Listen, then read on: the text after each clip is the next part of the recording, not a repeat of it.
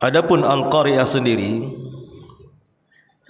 adalah satu di antara nama-nama hari kiamat. Al-Imam Al-Ghazali di dalam kitabnya Ihya Ulumuddin, beliau sampai menghitung nama-nama kiamat dalam Al-Quran sendiri. Itu jumlahnya sampai 82 nama. Itu yang tercantum dalam Quran selain daripada hadis-hadis Nabi sallallahu alaihi wasallam. Artinya dengan banyaknya nama untuk sebuah kejadian besar yang disebut dengan kiamat, menunjukkan tentang dahsyatnya perkara kiamat ini. Sampai Al-Quran sendiri memberi nama kiamat itu menurut Imam Ghazali tadi 82 nama di luar daripada hadis. Seperti as-sa'atu, yaumal ba'thi, yaumuddin, yaumul hasrah, yaumul fasli, yaumul jam'i, dan begitu seterusnya. Lah salah satunya adalah Al-Qari'ah, satu di antara nama-nama kiamat. Lalu apa makna Al-Qari'ah itu sendiri? Al-Qari'ah itu diambil dari kalimat Al-Qara'u. Al-Qara' itu artinya sebuah ketukan, sebuah suara yang bisa memecahkan gendang telinga. Karena yang dimaksud Al-Qari'ah adalah suara yang keluar dari terompet sangkakala Israfil.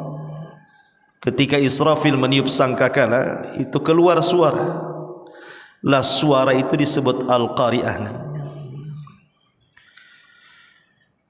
Ma'asyiral muslimin yang dimuliakan Allah Subhanahu wa taala, dalam surah Al-Qari'ah Allah sebut kalimat Qari'ah itu 3 kali. Al-Qari'ah, mal Qari'ah, wa ma adraka mal Qari'ah. Dalam bahasa Arab,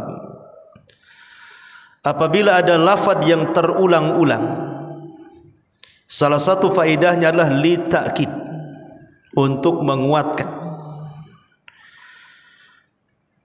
Kenapa kemudian di sini Allah mengulang 3 kali kalimat Al-Qari'ah? Untuk menguatkan bahwa peristiwa kiamat itu pasti terjadi. Tentang kapan kiamatnya wallahu a'lam. Makanya Allah membahasakan wa ma adrak. Kalimat adrak beda dengan yudrik. Kalau adraka itu fi'lul madhi, kalau yudrik fi'lul mudhari. Kalimat adrak itu biasanya habarnya sudah ada. Nabi SAW diberitahu tentang habar-habarnya, itu disebut adrak. Tetapi kalau menggunakan fi'lul mudhari, yudrik, berarti Rasul tidak punya habar. Seperti Allah mengatakan wa may yudrik annas-sa'ata qa'imah. Kalimat yudrik ketika bicara soal kiamat maksudnya bicara waktu, di mana orang tidak tahu kapan waktu kiamat. Makanya seorang Arab Badui datang kepada Nabi SAW bertanya kapan kiamat. Nabi tidak menjawab karena tidak punya pengetahuan. Justru Rasul balik bertanya dan mengatakan wa ma'adadta laha. Apa yang kau siapkan? Kau bertanya dari tadi soal kiamat. Apa anda bertanya kiamat itu ingin mengetahui bagaimana bumi dihancurkan, langit digulung, bintang dijatuh-jatuhkan, atau apa maksudnya? Makanya Rasul mengatakan wa ma'adadta laha. Apa yang kau siapkan? Dalam hadis yang panjang, hadis Jibril sendiri, Rasul mengatakan mal mas'ulu anha bi'a'lama minas sa'il. Orang yang ditanya tidak lebih paham daripada orang yang bertanya. Maknanya Rasul dan Jibril sama-sama tidak tahu kapan kiamat. Tetapi habar soal kiamat itu Rasul punya pengetahuan. Ketika terjadi kiamat, apa yang terjadi dengan bumi? apa yang terjadi dengan gunung, apa yang terjadi dengan lautan, apa yang terjadi dengan bintang, apa yang terjadi dengan matahari dan bulan, langit dan begitu seterusnya. Rasul diberitahu dalam Al-Quran itu. Makanya bahasanya wa ma adraka mal qariyah. Ma'asyiral muslimin, sebelum saya jelaskan tafsir demi tafsir secara singkat saja karena waktu juga. Kita tahu bahwa bicara soal kiamat, kiamat ini adalah hari di mana semua manusia akan menyesal. Tidak orang jahatnya, tidak orang baiknya. Semua akan menyesal apabila mendatangi kiamat ini. Jangankan manusia, para malaikat sendiri apabila datang hari kiamat mereka mengatakan apa? Subhanaka, maha suci engkau ya Rabb, ma'abadna haqqa ibadatik. Sungguh kami tidak benar-benar beribadah kepadamu ya Rabb dengan sebenar-benar ibadah. Ini yang ngomong malaikat. Saat terjadi kiamat mereka mengatakan seperti itu. Kalau para malaikat yang Allah Subhanahu wa taala katakan wa yaf'aluna ma yu'marun, mereka melakukan apapun yang diperintahkan, Allah mengatakan ma'abadna haqqa ibadatik. Kami belum beribadah sepantas dan selayaknya kami ibadah. Bagaimana manusia? Tentu orang-orang saleh juga akan menyesal karena merasa mereka ada taksir, ada kekurangan dalam ibadah mereka, apalagi ahli maksiat. Makanya yaumul qiyamah itu disebut yaumun nadamah, hari di mana akan datang penyesalan kepada setiap manusia. Tidak orang jahatnya, tidak orang-orang baiknya. Bahkan para malaikat sekalipun mereka menyesal. Makanya kenapa beriman kepada hari akhir itu sangat ditekankan dalam Islam, masuk dalam arkanul iman, masuk dalam rukun-rukun iman. Karena beriman dengan adanya kiamat ini memiliki faedah yang sangat banyak sekali. Salah satunya adalah menenangkan orang-orang yang berbuat baik, bahwa setiap kebaikan itu ada balasannya, tidak sia-sia. Dan menenangkan orang-orang yang dizalimi, sekalipun di dunia mereka tidak mampu membalas, tetapi di sana ada balasan. Dan balasan Allah itu adalah seadil-adilnya balasan. Ma'asyiral muslimin yang dimuliakan Allah Subhanahu wa taala, di sini Allah mengatakan al-qari'atu mal qari'ah. Al-qari'ah terjemahannya di sini hari kiamat. Apakah hari kiamat itu?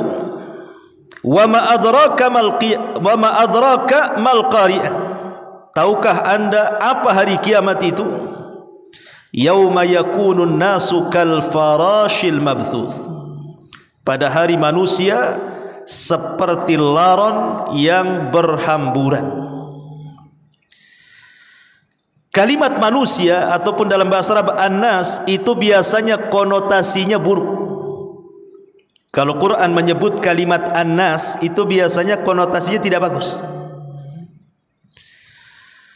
Lah ketika Allah Subhanahu wa taala menggambarkan soal kiamat kemudian menggunakan kalimat an-nasu, manusia, karena yang akan merasakan hari kiamat itu hanyalah orang-orang yang buruk saja. Orang-orang baik tidak akan merasakan kiamat. Karena sebelum terjadi kiamat Allah Subhanahu wa taala akan kirim angin yang sangat sejuk sekali. Kemudian akan menerpa setiap ketiak-ketiak orang-orang yang beriman walaupun memiliki iman sebiji zarah, dan akan mencabut ruhnya. Ketika tidak ada satupun orang yang beriman hidup, maka Nabi SAW mengatakan la taqumus sa'ah illa ala syiraril khalqi. Tidak mungkin tegak hari kiamat kecuali ditimpakan kepada manusia yang paling buruk yang ada di permukaan bumi. Dari sini kita tahu bahwa orang-orang yang beriman tidak akan merasakan kiamat. Yang merasakan kiamat itu orang-orang kafir, orang yang paling buruk yang hidup di permukaan bumi. Makanya konteksnya menggunakan lafaz an-nasu. Yauma yakunun nasu kal farashil mabthuth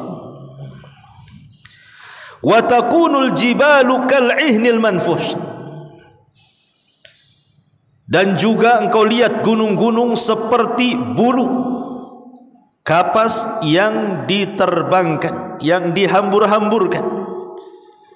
Gunung ini makhluk yang berat, tetapi ketika terjadi kiamat, gunung ini berawal dari tercabut dari pasaknya, kemudian bergeser, kemudian terangkat ke langit, kemudian dibenturkan satu dengan yang lainnya, maka gunung yang kokoh itu seperti kapas karena menjadi pasir yang terhempas angin ke sana kemari, dan itu menunjukkan dahsyatnya hari kiamat. Pertanyaan pun muncul, kiamat ini apakah cuma terjadi satu hari saja, ataukah 2 hari, 1 pekan, 1 bulan, 1 tahun? Maka Allah Subhanahu wa taala gambarkan di dalam Al-Qur'an sendiri bahwa kiamat itu terjadi 50.000 sana, 50.000 tahun. Itulah jarak kiamat, mulai dari kehancuran sampai peristiwa-peristiwa setelah kiamat dibangkitkan. Ma'asyiral muslimin yang dimuliakan Allah Subhanahu wa taala, tadi saya sudah singgung bahwa Al-Qari'ah itu berasal dari tiupan sangkakala yang ditiup Israfil. Berapa kali Israfil meniup sangkakala? Terjadi silang pendapat di antara para ulama ketika mereka memahami kalimat dalam surah Az-Zumar ayat 68, wa nufikha fis suri fasa'iqa man fis samawati wa man fil ard illa man sya'allah thumma nufikha fihi ukhra fa idahum qiyamun yanzurun. Sangkakala pun ditiup sehingga matilah semua makhluk yang ada di langit dan yang ada di bumi kecuali mereka yang dikehendaki Allah. Kemudian ia tiup sekali lagi, seketika itu mereka bangun dari kubur-kubur mereka dan menunggu putusan-putusan Allah. Dalam ayat yang lain, wa yauma yunfakhu fis suri fa fazi'a man fis samawati wa man fil ard illa man sya'allah wa kullun atauhu dakhirin. Dan ingatlah hari ketika ditiupkan sangkakala, maka terkejutlah segala yang ada di langit dan yang ada di bumi kecuali siapa yang dikehendaki Allah, dan mereka semua datang menghadapnya dengan merendahkan diri. Ulama akidah mengatakan bahwa tiupan Israfil itu 3 kali. Yang pertama disebut tiupan kejutan, yang kedua disebut tiupan kematian, dan yang ketiga disebut tiupan kebangkitan. Walaupun dalam hal ini banyak ulama yang berpendapat bahwa tiupan itu cuma 2 kali, dan ini pendapat yang kuat bahwa tiupan itu cuma 2 kali berdasarkan Az-Zumar tadi. Maksudnya tiupan pertama itu adalah tiupan kejutan sekaligus kematian, dan tiupan yang kedua barulah tiupan kebangkitan. Kapan Israfil meletakkan moncong sangkakala di mulutnya? Apakah sejak Israfil kemudian diciptakan sangkakala itu sudah diletakkan di lisannya? Maka ulama mengatakan tidak. Israfil itu baru meletakkan sangkakala itu saat Nabi SAW diutus menjadi Nabi dan Rasul. Kenapa? Karena tidak ada Nabi dan Rasul setelah Nabi Muhammad SAW, dan umat yang dibawanya adalah umat terakhir, dan tidak ada umat setelahnya. Karena Nabi SAW khatamul anbiya'i wal mursalin, dan umatnya adalah akhirul umam, akhir daripada umat dan tidak ada umat setelahnya. Disitulah Israfil mulai meletakkan moncong sangkakalanya, sehingga suatu hari Nabi SAW tidak enak makan, tidak enak tidur, tidak ada minum, gelisah terus menerus. Sahabat pun bertanya soal kegelisahan Nabi. Maka Nabi SAW mengatakan di hadapan para sahabat, kaifa un'am wa qad iltaqama sahibu qarnin qarna. Bagaimana aku bisa nikmat hidup, kata Rasul, kalau pemilik trompet, maksudnya Israfil, sudah mulai meletakkan sangkakalanya di moncong lisannya. Dari sini kita pahami bahwa sejak diutusnya Nabi dan Rasul, disitulah mulai Israfil meletakkan sangkakalanya, terus wajahnya menatap ke arasy, menunggu izin dari Allah Subhanahu wa taala. Tiup, maka dia pun akan meniupnya. Dan apabila itu terjadi, al-qari'atu mal qari'ah. Di sini jawabannya. Maka akan keluar suara dari moncong trompet Israfil atau sangkakala Israfil, dan suara itu mempengaruhi alam semesta. Suara itu mempengaruhi gunung-gunung, mempengaruhi bumi, mempengaruhi bintang-bintang, mempengaruhi langit, bahkan mempengaruhi manusia, jin, bahkan para malaikat sekalipun. Semua terpengaruh dengan suara ini. Bahkan dampak daripada suara trompetnya Israfil ini menghancurkan alam semesta. Ketika bumi terkena suara trompet Israfil, apa yang terjadi? Idza zulzilatil ardu zilzalaha. Maka bumi akan digoncangkan sekali goncangan. Lihat bagaimana Allah idhafahkan kalimat zilzal kepada gunung. Zilzalaha. Allah tidak katakan idza zulzilatil ardu zilzalan, tetapi Allah idhafahkan dengan bumi, dan Allah katakan zilzalaha. Maknanya goncangan bumi itu bukan di satu tempat, di tempat yang lain tidak, tapi satu bumi tergoncang dengan suara trompet itu. Dan apabila suara itu mengenai lautan, apa yang terjadi? Wa idzal biharu fujirat. Maka lautan akan dinyalakan. Dan apabila terjadi kepada bintang, wa idzan nujumun tatharat, maka bintang jatuh kemudian ditabrakkan satu dengan yang lainnya. Dan apabila suara terkena langit, apa yang terjadi? Yauma natwis sama, ketika kami gulung langit seperti menggulung kertas, kata Allah. Dan begitu seterusnya. Manusia akan mati, jin akan mati, malaikat akan mati, menunjukkan dahsyatnya al-qari'ah apabila terkena alam semesta ini. Makanya di sini Allah Subhanahu wa taala sebut kalimat qari'ah 3 kali, karena dahsyatnya suara trompet yang keluar dari moncong sangkakala Israfil itu. Al-qari'atu mal qari'ah. Wa ma adraka mal qari'ah. Yauma yakunu an-nasu kal farashil mabthuth wa takunu al-jibalu kal ihnil manfush. Di sini Allah buat 2 gambaran. Gambaran yang pertama adalah gambaran tiupan yang pertama. Wa takunul jibalu kal ihnil manfush. Bagaimana gunung itu diterbangkan seperti kapas dan tidak ada beban berat sama sekali. Kemudian yang kedua, gambaran setelah ditiup sangkakala yang kedua, yauma yakunun nasu kal farashil mabthuth. Manusia dibangkitkan seperti laron yang berhamburan. Allah Subhanahu wa taala membahasakan manusia saat dibangkitkan dengan 2 binatang. Pertama farash, laron. Yang kedua al-jarad. Jarad itu belalang. Tentu ketika Allah membahasakan dengan 2 binatang kal jaradil muntashir, seperti belalang yang terbang, dengan al-farash seperti laron yang berhamburan, tentu ada makna yang berbeda. Kapan manusia seperti laron, kapan manusia seperti belalang? Ulama mengatakan saat manusia dibangkitkan pertama kali, ketika Allah Subhanahu wa taala membahasakan yauma yakunun nas, tadi saya sudah katakan apabila disebut kalimat nas berarti konotasinya buruk. Jadi yang seperti belalang itu adalah orang-orang kafir saja. Orang-orang yang beriman tidak seperti belalang. Apa maknanya?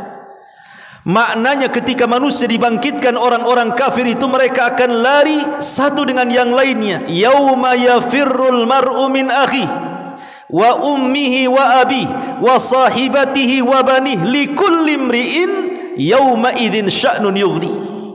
Orang lari dari saudaranya, lari dari ibu bapanya, lari dari anak dan pasangannya, masing-masing sibuk mengurus dirinya, yang dari barat ke timur, yang dari timur ke barat, ke utara ke selatan, saling menerjang satu dengan yang lainnya. Itulah laron. Anda lihat laron kalau terbang, kalau ada listrik nih, datang kumpulan laron ke listrik, apa yang terjadi? Laron itu terbang tidak beraturan, terkadang nabrak satu dengan yang lainnya. Tahu-tahu besok paginya sayapnya sudah berserak di tembok dan mereka pun sudah terjatuh. Artinya terbang tanpa beraturan karena kebingungan. Sampai kapan itu? Sampai ada suara, yang suara itu memerintahkan untuk mengumpulkan manusia di satu titik yang disebut dengan mahsyar. Disitulah Allah bahasakan dengan kal jaradil muntashir, seperti belalang yang terbang. Karena belalang itu kalau terbang dengan koloninya, maka dia akan rapih terbangnya, dia tidak akan berhampuran seperti laron. Jadi kalau belalang terbang dengan koloninya itu, dia akan menuju satu titik, dia rapih dia. Karena ketika itu sudah ada panggilan, manusia sudah tidak ke sana kemari lagi, bahkan mereka sudah menuju satu titik. Makanya Allah bahasakan dengan kal jaradil muntashir. Tapi dalam surah Al-Qari'ah ini Allah Subhanahu wa taala membahasakan dengan farash karena ini di awal kebangkitan dan hanya berlaku kepada orang-orang kafir, tidak kepada orang-orang yang beriman. Karena orang-orang yang beriman Allah katakan walladzina amanu wattaba'athum dzurriyyatuhum biimanin alhaqna bihim dzurriyyatahum. Orang-orang yang beriman kemudian keimanan ditularkan kepada keluarganya, maka mereka akan dikumpulkan dengan keluarga besar orang yang beriman, sehingga mereka tidak lari ke sana kemari. Jadi ketika orang-orang kafir dibangkitkan, mereka pun mencela diri mereka dan mengatakan ya wailana man ba'athana mim marqadina, duhai celaka siapa yang membangunkan tidur-tidur kami ini, sehingga mereka lari ke sana kemari. Tapi orang-orang yang beriman, mereka tidak ke sana kemari, mereka terdiam dari tempat kebangkitannya dan mengatakan hadza ma wa'adana ar-rahman wa sadaqal mursalun. Inilah janji Ar-Rahman dan benarlah ucapan para rasul. Ma'asyiral muslimin yang dimuliakan Allah Subhanahu wa taala. Kondisi manusia saat dibangkitkan itu berbagai macam kondisi, ikhwan. Ada manusia yang saat dibangkitkan dia sedang membaca Al-Quran. Ada orang yang saat dibangkitkan dia sedang sholat. Ada orang yang saat dibangkitkan dia sedang berzikir dan bertasbih. Ada orang yang saat dibangkitkan dia sedang beribadah kepada Allah Azza wa Jalla. Tapi di lain sisi ada yang dibangkitkan dia sedang menyanyi. Ada yang dibangkitkan dia sedang menyakiti dirinya seperti orang-orang yang membunuh dirinya. Kata Nabi SAW, siapa yang membunuh dirinya dengan racun, maka pada hari kiamat dia dibangkitkan sedang minum racun. Siapa yang bunuh diri dengan ditusukkan pisau di perutnya, pada hari kiamat dibangkitkan dengan cara yang sama seperti itu. Bahkan ada dibangkitkan tidak berbentuk manusia normal, dia menjadi kecil. Sebagaimana Nabi SAW ketika menggambarkan orang-orang yang sombong, Rasul mengatakan yuhsyarunal mutakabbiruna yaumal qiyamah ka'amthali dzar. Orang-orang yang sombong di dunia saat dibangkitkan badannya kecil seperti semut. Yang lain besar, dia kecil sendiri. Al jaza min jinsil amal. Dia merasa besar di dunia, Allah kecilkan di akhirat saat dibangkitkan. Ada juga yang saat dibangkitkan di wajahnya tidak ada daging sama sekali. Mereka lah para peminta-minta. Sebagaimana Rasul mengatakan ma yazalur rajulu yas'alun nas hatta ya'ti yaumal qiyamah laisa fi wajhihi muz'atu lahmin. Seseorang yang selalu meminta-minta di dunia, maka pada hari kiamat akan dibangkitkan tidak ada sekerat daging di wajahnya. Bahkan ada orang yang dibangkitkan jalannya miring jalannya. Antum kalau jalan miring gimana rasanya? Itu orang poligami yang gak adil. Miring jalannya. Bayangkan coba, dibangkitkan seperti itu. Bahkan ada yang dibangkitkan di lehernya itu ada 7 lapis bumi. Di lehernya itu dikalungkan 7 lapis bumi. Siapa mereka? Mereka adalah orang yang man akhadha shibran minal ardi, orang yang mengambil sejengkal tanah orang, tuwiqa lahu yaumal qiyamah 70 aradin, dikalungkan padanya 7 lapis bumi. Bayangkan, di lehernya membawa 7 lapis bumi yang diambilnya di dunia. Itu 1 jengkal, gimana 1 kapling, gimana pula 1 hektar. Dia ngambil tanah orang 1 hektar kali 7 lapis bumi ke bawah tuh. Mak, gimana dia bawa tuh? Sementara mereka harus berjalan ke tempat pemanggilan loh. Coba bayangkan, ada yang dibangkitkan saat berjalan ke tempat panggilan itu justru berjalan dengan wajahnya, kakinya di atas. Sehingga orang-orang kafir jahiliyah mengatakan, mana ada orang berjalan dengan wajahnya, berjalan itu dengan kakinya. Kata Rasulullah, Allah yang mampu memperjalankan kalian dengan kaki, Allah juga mampu memperjalankan kalian dengan wajah kalian. Macam-macam orang yang dibangkitkan pada hari kiamat itu. Bahkan ada orang-orang yang sama sekali tidak diajak bicara Allah, sama sekali tidak diajak bicara oleh Allah, sama sekali tidak dipandang oleh Allah, disiapkan azab yang pedih bagi mereka. Dan mereka la syaikhun zanin, orang tua yang berzina. Kemudian orang miskin yang sombong dan pemimpin yang dusta. Jadi ada orang-orang itu dibangkitkan dengan berbagai macam cara gitu. Naudzubillah. Ma'asyiral muslimin yang dimuliakan Allah Subhanahu wa taala. Dan ingat kekhususan manusia saat dibangkitkan itu. Pertama, mereka dibangkitkan tidak berpakaian. Tidak pakai sandal, tidak berpakaian, tidak membawa harta di badan, dan tidak kembali di khitan. Yuhsyaruna yaumal qiyamah khufatan uratan ghurlan buhman, kata Rasul. Dibangkitkan tidak di khitan, tidak pakai sandal, kemudian tidak membawa harta di badan, dan tidak sama sekali ada alas kaki yang menjadi tempat dia berpijak di bumi mahsyar itu. Yang kedua, mereka dibangkitkan dengan tertunduk, sebagaimana Allah mengatakan, wa'anatil wujuh lil hayyil qayyum wa qad khaba man hamala zulma. Sebuah wajah-wajah tertunduk di hadapan Allah yang maha hidup lagi maha mengurus. Sungguh rugi orang-orang yang zalim. Bahkan mereka tidak ada yang bicara. Hadza yaumul la yantiqun, ini hari kalian tidak bisa bicara, karena yang bicara nanti adalah saksi-saksi. Kemudian dilupakan keluarganya. Sampai Allah mengatakan, ya ayuhan nasu taqu rabbakum wahsyaw yawma la yazzi walidun an waladihi wala mauludun huwa jazin an walidihi syai'ah.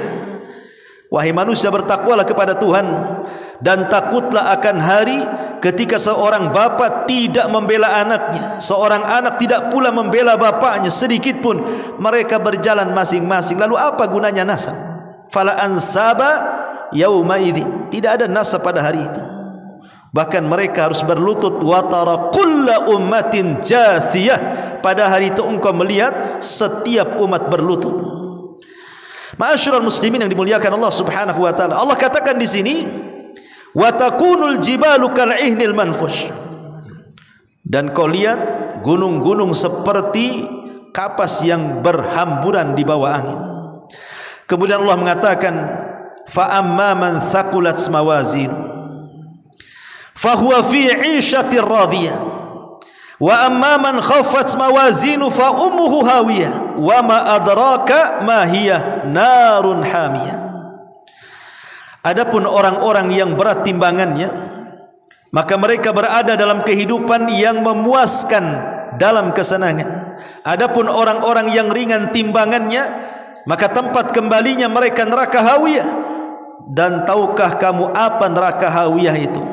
Narun hamiyah, api yang sengaja dipanaskan. Di sini kita tahu bahwa peristiwa-peristiwa setelah kematian atau setelah kiamat itu banyak. Salah satunya adalah mawazin, adanya timbangan. Tetapi sebelum ada timbangan itu kan ada yang disebut dengan hisab. Manusia akan dihisab. Kata para ulama, ada 5 orang saat dihisab. Ada 5 orang saat dihisab. Yang pertama orang-orang musyrik. Jadi orang-orang musyrik Allah Subhanahu wa taala katakan di dalam Al-Qur'anul Karim, wa yauma nahsyuruhum jami'an thumma naqulu lil ladzina asyraku makanakum antum wa syurakaukum. Dan pada hari ketika kami mengumpulkan mereka semuanya, kemudian kami berkata kepada orang-orang yang mempersekutukan Allah itu, tetaplah kamu dan sekutu-sekutumu di tempatmu. Jadi kelompok yang pertama orang-orang musyrik. Mereka akan digolongkan dengan sesembahannya. Yang menyembah sapi, ambil dengan sapinya. Yang menyembah ular sendok sana, kumpul dengan ular sendoknya. Yang menyembah gajah dengan gajahnya, menyembah gunung dengan gunungnya, yang menyembah Lata, Uzza, Manat, Saif, Naila dan yang lainnya, maka mereka akan bergerombol dengan sesembahannya. Dan Allah mengatakan wasiqal ladzina kafaru ila jahannam zumara. Langsung dimasukkan ke dalam jahannam bergerombol-gerombol. Kemudian yang kedua, orang-orang kafir. Orang-orang kafir dari kalangan ahlul kitab. Maka mereka akan dipanggil oleh Allah Subhanahu wa taala. Kemudian diingatkan nikmat-nikmatnya sebagaimana hadis yang dikeluarkan oleh Imam Ibn Hibban dari hadis Abi Hurairah radhiyallahu anhu. Allah Subhanahu wa taala akan memanggil mereka dan mengatakan, Alam usayyiduka, bukankah aku sudah memberikan kepemimpinan kepadamu? Alam uzawwijuka, bukankah aku sudah menikahkan kamu? Alam ukrimuka, bukankah sudah aku muliakan kamu? Alam usakhiru lakal khayla wal ibil, bukankah sudah kutundukkan binatang ternak kepadamu? Alam akhluquka, bukankah aku sudah menciptakan dirimu? Alam aj'aluka sami'an basira, bukankah aku jadikan kau bisa mendengar dan melihat? Dan ditanya soal kenikmatan-kenikmatan itu, maka orang-orang kafir mengatakan bala ya Rabb, tentu wahai Rabb. Tapi Allah Subhanahu wa taala mengatakan, engkau dulu melupakan aku. Al-yauma, pada hari ini, nansa, kami akan melupakan kamu, kama nasaitani, sebagaimana engkau dulu melupakan aku. Maka orang-orang kafir yang diberikan bergelimang nikmat di dunia, Allah akan lupakan pada hari kiamat. Kemudian yang ketiga, orang-orang munafik. Pertanyaannya sama dengan kenikmatan-kenikmatan yang banyak yang Allah berikan kepada mereka. Kemudian mereka mengatakan, aku solat untukmu, aku zakat untukmu, aku ibadah untukmu, dan bla bla bla macam-macam. Tapi Allah mengatakan kadzabtum, dusta kalian. Orang-orang munafik hanya menampakkan keislaman tetapi menyembunyikan kekafiran. Kemudian orang yang keempat, orang-orang yang mereka beriman tapi mereka selalu berbuat zalim di dunia. Mereka mengambil harta orang, mereka mencaci maki orang, mereka membunuh orang, mereka zalim pokoknya. Mereka lah orang-orang yang bangkrut pada hari kiamat yang disebut dengan muflis. Orang-orang yang muflis, orang-orang yang membawa pahala di satu sisi, dosa di sisi yang lain. Mereka orang-orang bangkrut. Dan yang terakhir, orang-orang yang beriman. Orang-orang yang beriman juga akan ditanya oleh Allah Subhanahu wa taala soal kenikmatan-kenikmatan. Tetapi dosa-dosa mereka Allah katakan qad satartuha 'alaika fid dunya wa ana aghfiruha laka fil akhirah. Sudah kututupi aibmu di dunia wahai orang-orang yang beriman, sekarang ku ampuni dosamu. Makanya dari sini pembagian hisab itu ada orang yang masuk surga tanpa hisab dan azab, seperti 70.000 orang yang masuk surga tanpa hisab dan azab. Mereka orang yang tidak minta diruqyah, tidak minta dikai, mereka orang yang tidak tatayud dan orang yang bertawakal kepada Allah Azza wa Jalla. Kemudian di antara mereka ada yang dilalap langsung oleh api neraka, dan mereka orang-orang kafir. Bahkan neraka sendiri akan mengeluarkan lehernya, sebagaimana Rasul mengatakan takhruju unukum minan nar yaumal qiyamah laha ainan tubsiran wa udhunan tasma'an wa lisan yantiq yaqulu inni wukiltu bi thalathin bi kulli jabbarin anid wa bi kulli man da'ama Allah ilahan akhar wal bil musawwirin. Pada hari kiamat punuk neraka akan keluar. Ia bermata dua, bertelinga dua, bermulut satu, seraya berkata, aku diserahi 3 macam orang yang aku akan lahap mereka. Pertama, orang-orang yang sombong dan congkak, lagi membangkang. Yang kedua, orang-orang yang menyeru Tuhan selain daripada Allah. Dan yang ketiga, para penggambar. yang suka menggambar makhluk-makhluk yang bernyawa. Dan di antara mereka ada yang dimudahkan hisabnya, tapi ada juga yang dipersulit hisabnya, sehingga menjadi khilaf ulama, apakah setiap manusia di padang mahsyar itu berlaku sama? Khamsina alfasana, 50.000 tahun. Tidak, 50.000 tahun berdiri di padang mahsyar dengan matahari 1 mil di atas kepala, bahkan keringat bercucuran. Dalam Musnad Imam Ahmad, keringatnya ini sampai berapa? 30 hasta. Satu hasta itu segini, ya, 30 hasta berarti 15 meter. Bercucuran keringatnya itu sampai 15 meter itu. Sehingga kalau seandainya ada perahu dijalankan, bisa jalan di situ. Makanya ada yang tenggelam dengan keringatnya selutut, ada yang tenggelam dengan sepusar, ada yang sedada, ini tenggelam sesuai dengan amalan mereka. Ya. Naudzubillah. Tetapi orang-orang kafir sudah jelas tuh, 50.000 tahun. Adapun orang-orang yang beriman termasuk tergantung hisabnya. Kalau hisabnya mudah, mereka tidak akan lama. Bahkan ada yang direct masuk surga, seperti orang-orang yang tanpa hisab dan azab. Tapi orang-orang yang hisabnya sulit, apa sih bedanya hisab sulit dengan hisab mudah itu? Kalau hisab sulit itu ada bantah-bantahan antara Allah dengan hambanya. Makanya Rasul mengatakan manukisha halak. Siapa yang terjadi perdebatan saat hisab, celaka dia. Maksudnya ketika Allah Subhanahu wa taala bertanya soal dosa kepada kita, kemudian kita mengelak. Oh tidak ya Rabb, aku tidak berzina, aku tidak membunuh, aku tidak ini, aku tidak itu. Nah, ini sudah terjadi perdebatan namanya. Tidak mengakui dosa-dosanya. Ketika mereka tidak mengakui dosa-dosanya, didatangkan saksi-saksi akhirnya. Bumi jadi saksi, langit jadi saksi, anggota badan jadi saksi. Mereka tidak bisa mengelak. Itu namanya hisab yang sulit tuh. Tapi kalau hisab yang mudah, semua diakuinya. Kau berzina, iya. Kau membunuh, iya. Kau bergibah, iya. Kau mencaci, iya. Enggak ada yang diingkari dia. Maka Allah Subhanahu wa taala mengatakan satartuka fid dunya wa aghfir laka fil akhirah. Kututupi aibmu di dunia, sekarang ku ampuni kamu di akhirat. Itu hisab mudah namanya, ya. Ma'asyiral muslimin yang dimuliakan, lah baru setelah proses-proses itu masuklah pada ayat soal timbangan. Jadi ada orang yang berat timbangannya, dan ingat, timbangan di akhirat dengan di dunia berbeda. Kalau timbangan di dunia ini ada dua neraca, diletakkan satu barang, pasti yang berat itu ke bawah, yang ringan ke atas. Tapi di akhirat terbalik. Justru yang berat ke atas, yang ringan itu ke bawah. Kenapa? Karena sorga itu darajat dan neraka itu darakat. Sorga itu semakin tinggi makin indah dia.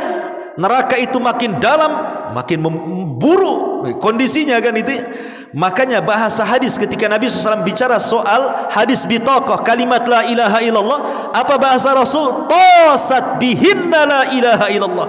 Melesatlah kalimat la ilaha illallah ke atas, menunjukkan berat timbangan di akhirat itu ke atas, dan di situ menentukan tinggi dan tingkatan sorga kita pada hari kiamat. Tapi kalau di dunia makin berat makin ke bawah kan itu.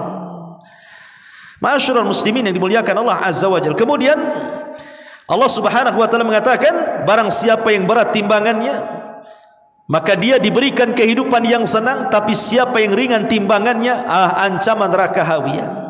Ancaman neraka hawiyah kepada mereka. Aisyah radhiyallahu anha suatu ketika pernah duduk dan kepala Rasul berada di pahanya.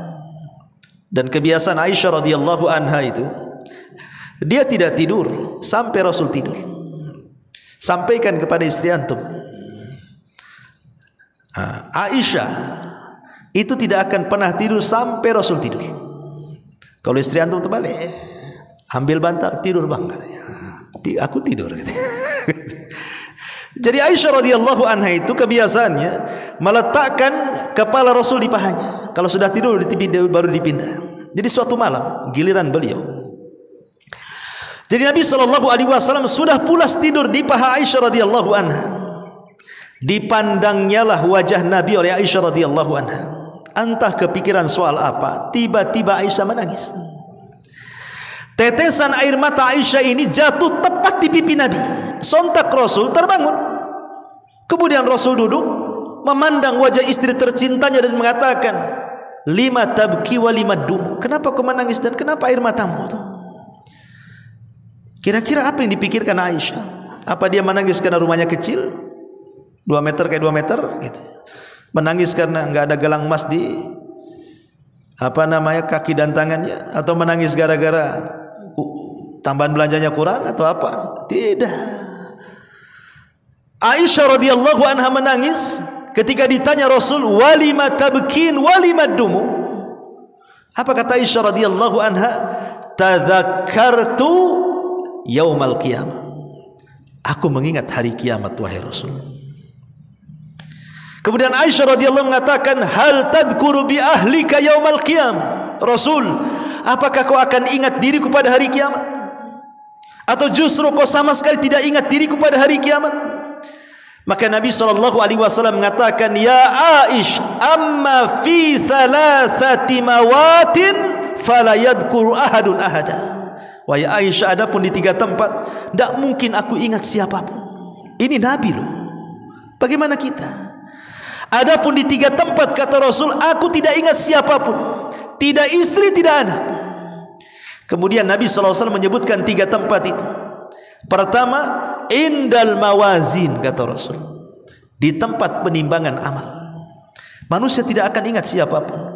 Dia hanya ingat soal apakah timbangannya berat atau ringan.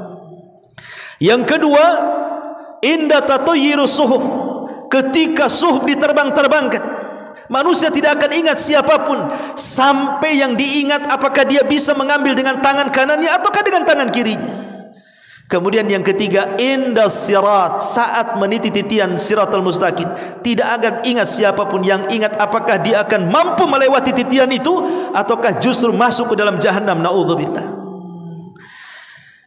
Salah satunya Aisyah radhiyallahu anha dihabarkan oleh Nabi SAW, indal mawazin, di tempat penimbangan amal, sampai orang itu memastikan bahwa timbangannya berat dan tidak ringan. Sebab kalau ringan Allah katakan, wama fa ummuhu hawiyah, dia terancam dengan neraka hawiyah. Wama adraka ma hiya narun hamiyah, dan tahukah kamu apakah neraka hawiyah itu? Itulah neraka yang sengaja dipanaskan, dan panasnya api neraka itu dibandingkan dengan panas api dunia itu hanya 1 bagian dari 70 bagian panasnya api neraka. Jadi dunia ini kalau ada api yang bisa membakar, padahal seandainya api dunia ini untuk membakar 1 dunia sudah cukup tuh, tapi itu hanya 1 bagian dari 70 bagian panasnya neraka jahanam.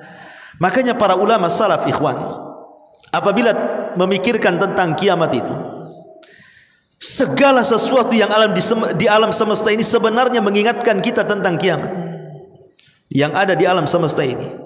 Kalau kita perhatikan dengan cermat, sebenarnya mengingatkan semua akan terjadi kehancuran alam semesta. Apabila kita melihat ke atas, melihat bulan ataupun matahari, kita diingatkan dengan kiamat sebenarnya. Lihat apabila Nabi SAW melarang kita tidak boleh solat duhur ketika matahari di atas kepala. Apa kata Rasul? Abridu, dinginkan, biarkan dia tergelincir ke arah barat dulu. Kenapa? Karena panasnya matahari di tengah kepala termasuk faihi jahannam. Itu hembusan panasnya jahannam yang sampai di bumi. Matahari mengingatkan. Terjadi gerhana. Karena di antara tanda-tanda kiamat besar itu adalah khasfun bil masyriq wa khasfun bil masyriq wa khasfun bi jaziratil Arab. Kalimat khasfun kalau ngarah ke bumi gempa artinya, tapi kalau ngarah ke langit itu artinya gerhana. Makanya ada istilah salat khusuf. Ya, kalau bulan khusuf, kalau matahari kusuf. Artinya diingatkan tentang kiamat, ya kan? Termasuk bumi yang kita pijak ini, ikhwan. Diingatkan tentang kiamat, karena bumi ini isinya apa? Isinya api bumi ini. Ketika batu membentur batu yang lain, keluar percikan api. Lihat gunung meletus, keluar lahar api. Gas-gas yang ada di lautan itu dari dasar bumi semua api. Jadi sebenarnya kita dikelilingi api nih. Kalau kita memperhatikan kondisi bumi saja, artinya kita diingatkan dengan terjadinya kiamat, termasuk kegelapan di tengah malam. Makanya para ulama salaf, mereka paling takut kalau datang kegelapan, karena mereka diingatkan kelak pada hari kiamat akan terjadi kegelapan yang luar biasa. Makanya mereka senantiasa tatajafa junubuhum anil madaji yad'una rabbahum khaufan, takut mereka, sehingga lambung-lambung mereka jauh dari ranjang mereka karena mereka tahajud. Termasuk binatang-binatang apabila datang di hari Jumat, kata para ulama, mereka akan secara insting mereka ketika mendekati waktu subuh, binatang-binatang itu yatarakab, memperhatikan apakah ada subuh atau tidak. Kalau tidak ada subuh, kiamat.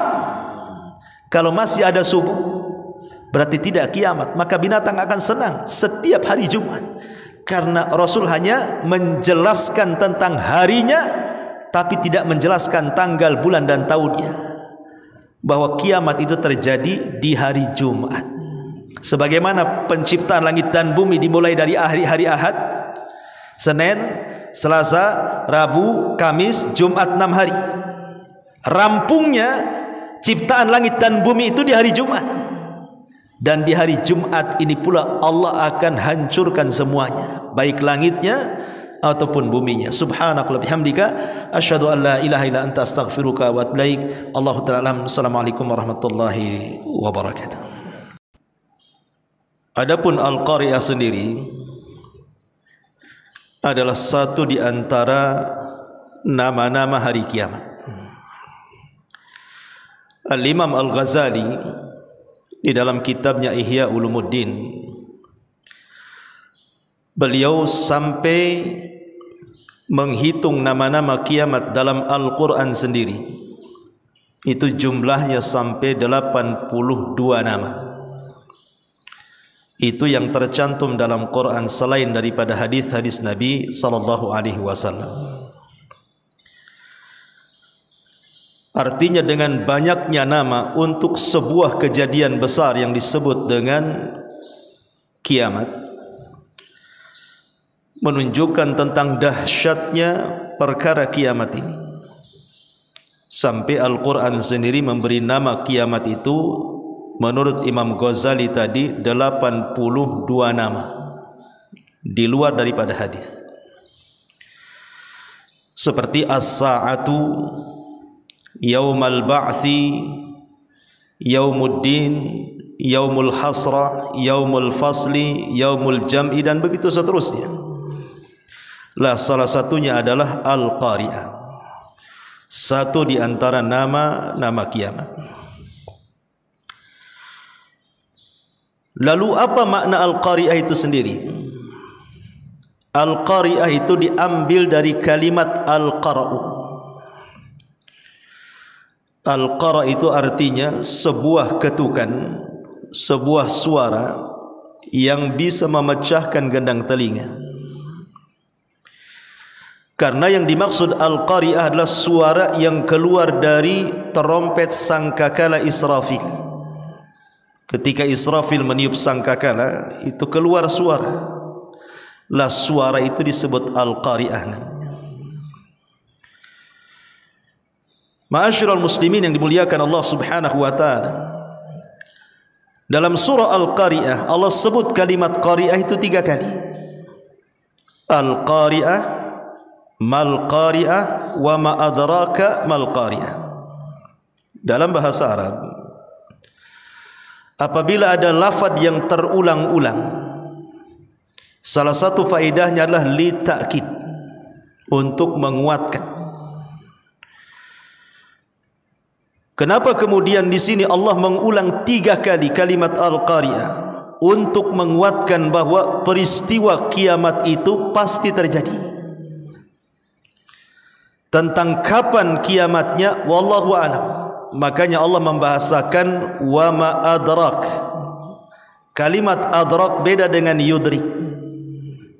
Kalau adraka itu fi'lul madhi, kalau yudrik fi'lul mudhari.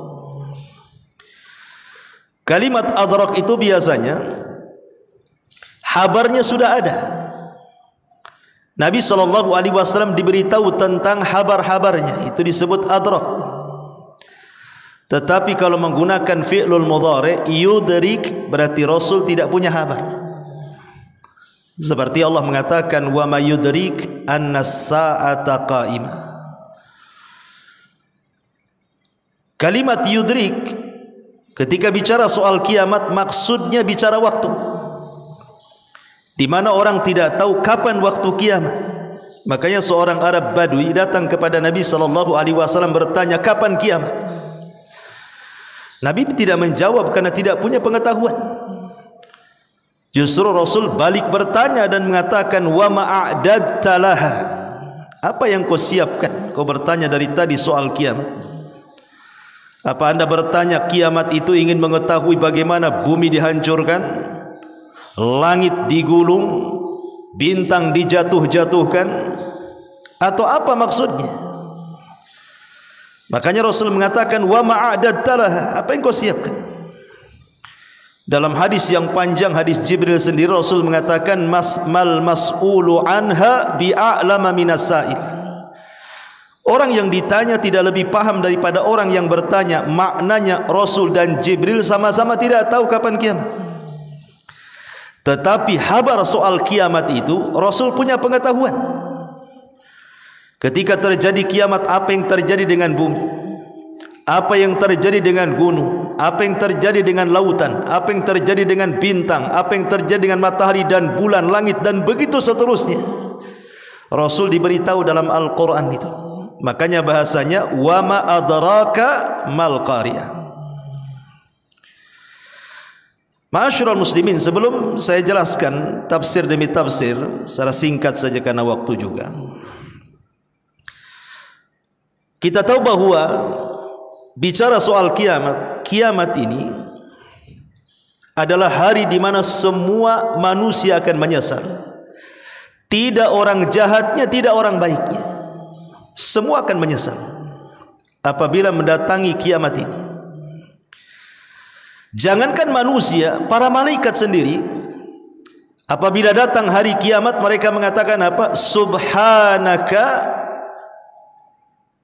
maha suci engkau ya Rabb, ma'abadna haqqa ibadatik, sungguh kami tidak benar-benar beribadah kepadamu ya Rabb dengan sebenar-benar ibadah. Ini yang ngomong malaikat. Saat terjadi kiamat mereka mengatakan seperti itu. Kalau para malaikat yang Allah Subhanahu wa taala katakan wa yaf'aluna ma yu'marun, mereka melakukan apapun yang diperintahkan, Allah mengatakan ma'abadna haqqa ibadatik, kami belum beribadah sepantas dan selayaknya kami ibadah. Bagaimana manusia? Tentu orang-orang saleh juga akan menyesal karena merasa mereka ada taksir, ada kekurangan dalam ibadah mereka, apalagi ahli maksiat. Makanya yaumul qiyamah itu disebut yaumun nadamah, hari di mana akan datang penyesalan kepada setiap manusia. Tidak orang jahatnya, tidak orang baiknya, bahkan para malaikat sekalipun mereka menyesal. Makanya kenapa beriman kepada hari akhir itu sangat ditekankan dalam Islam, masuk dalam arkanul iman, masuk dalam rukun-rukun iman. Karena beriman dengan adanya kiamat ini memiliki faedah yang sangat banyak sekali. Salah satunya adalah menenangkan orang-orang yang berbuat baik, bahwa setiap kebaikan itu ada balasannya, tidak sia-sia. Dan menenangkan orang-orang yang dizalimi, sekalipun di dunia mereka tidak mampu membalas, tetapi di sana ada balasan. Dan balasan Allah itu adalah seadil-adilnya balasan. Ma'asyiral muslimin yang dimuliakan Allah Subhanahu wa taala, di sini Allah mengatakan al-qari'atu mal qari'ah. Al-qari'ah terjemahannya di sini hari kiamat. Apakah hari kiamat itu? Wa ma adraka mal qari'ah. Tahukah anda apa hari kiamat itu? Yauma yakunun nasu kal farashil mabthuth. Pada hari manusia seperti laron yang berhamburan. Kalimat manusia ataupun dalam bahasa Arab an-nas itu biasanya konotasinya buruk. Kalau Quran menyebut kalimat an-nas itu biasanya konotasinya tidak bagus.